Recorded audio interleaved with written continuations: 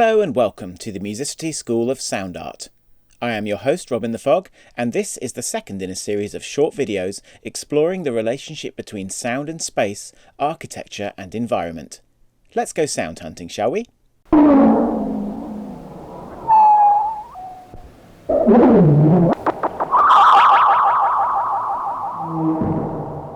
Today we're heading into the Essex countryside to the site of Copt Hall, a Georgian stately home in Epping Forest that has stood on its current site since 1758, though a stately home has stood on these grounds since at least Elizabethan times. Unfortunately, a devastating fire gutted the hall in 1917, and for more than half a century afterwards, the building and its grounds gradually fell into dilapidation and ruin, succumbing to vandalism and graffiti, and even suffering the indignity of having the army use it for target practice. Happily, since the late 1990s, the Copt Hall Trust have been working to return the building to its former glory, and the hall has gained a new roof, new floors and a number of partially restored rooms with historically accurate furnishings. Thanks to the team's tireless efforts, the hall now plays host to numerous community events and activities, while also providing a location for film shoots and music videos in search of a little spooky period charm. It will be many more years before work on the hall finishes, but for me, the building's current liminal state, a strange mix of period furnishings, bare brick walls and darkened staterooms, make it absolutely perfect for a spot of 21st century haunting. As long as we continue to remind ourselves that this is still a building site and keep an eye out for any holes in the floor. My accomplice today is one Andy Popperwell, that's him up front. A sound engineer, local historian and one of the small army of volunteers engaged in the restoration work.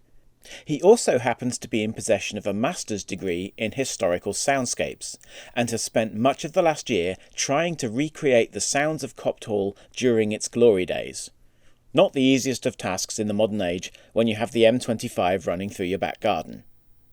Andy had originally asked me to create something for the first in a series of events he was planning entitled Dark Tales and Strange Sounds at Copt Hall, featuring stories from the checkered history of the building and the surrounding area. And so on a cold, grey day in December, we conducted a tour around the various parts of the building, including the staterooms, bedrooms, corridors and even the cellars. What makes a good soundtrack for a modern-day haunting? Well, as we're aiming to reflect the atmosphere of the hall as it stands in the 21st century, I'm going to hold off using anything that might conjure the rather cliched image of the headless horseman or the anthropomorphic bedsheet. Instead, we're on the lookout for any objects or spaces inside the building that happen to make interesting sounds. Sounds that could lend themselves to creating a slightly eerie and uncanny sonic portrait. In this respect, exploring the kitchen proved especially fruitful. We captured so many great recordings that day, but for the sake of simplicity, we're going to try and create everything we need using just one of them, a simple drinking glass that we discovered in one of the bedrooms. In my experience, concentrating on getting the most out of a single sound source in this way can really encourage creativity. Of course, glass has long been used as both a musical instrument and as an object of intriguing sonic potential. Some of my own personal favourites include the glass world of Anya Lockwood, Meredith Monk's Our Lady of Late, and the Structura Sonoris instrument created by Lazary Bachet.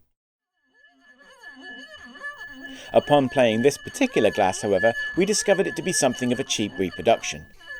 Instead of those lovely pure tones, it actually gave us something quite harsh and abrasive. But of course this is hardly a problem when we're trying to create something a bit more gnarly and disturbing for our modernist haunting. Let's hit record and capture it. Back in the environs of my less salubrious but slightly warmer studio, I took a section of the recording and dubbed it onto magnetic tape, which I then cut as a long loop and stretched across two reel-to-reel machines. The machine we see here on the left acts as both player and driver, with its motor pulling the loop around, while the one on the right acts as another player. This means that with a bit of luck and creative use of panning and EQ, a sort of call and response effect between the machines can be achieved. A third tape machine adds analog echo by simultaneously recording the proceedings and playing them back into the mix. When looping the tape and slowing the sound down just a little, musical phrases gradually start to emerge, and as the tape loop starts to degrade, the sounds become more warbly and fuzzy. Listening to it over the course of several minutes, different sounds begin to emerge. Melodies, bell-like tones, whistles, howls, plus a lot more besides. Here's an extract of the finished piece. Have a listen yourself and see what you can pick up.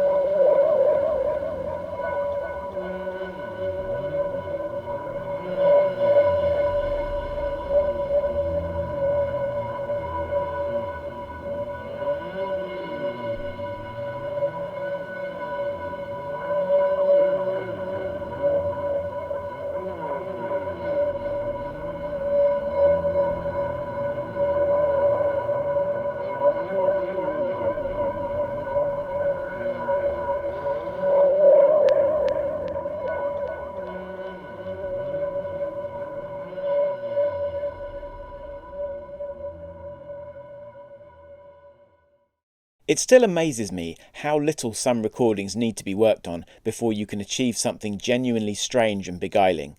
In this case, all I've had to do is create a loop, slow it down slightly and add some tape echo. That's it. It sounded even better when we took the recording back to the house and played it in one of the staterooms. Why not try something similar for yourself? Even without the benefit of a reel-to-reel tape recorder, simply experimenting with different types of glass filled with water can produce some fantastic results. Sampling and editing software is freely available for smartphone and tablet, which offers even more potential for adding reverb and other effects. You'll be surprised what you can achieve by just messing around with pitch and adding echo. And if you require further inspiration, the glass-based works of Anya Lockwood, Meredith Monk and Lasry Bachet can all be easily found online. Obviously, it goes without saying that glass can prove extremely fragile and dangerous, so do make sure when working with it that you're in the presence of a responsible adult. Speaking of responsible adults, thanks very much to Andy Popperwell and the Copt Hall Trust for their assistance and enthusiasm in bringing this piece together, and you can find out more about their restoration efforts and listen to some of Andy's recordings by visiting copthalltrust.org.uk. And of course, there's a whole world of sonic intrigue to be untapped over at musicity.space. In the meantime, I've been Robin the Fog. Keep your ears peeled, and I'll see you next time for another audio adventure.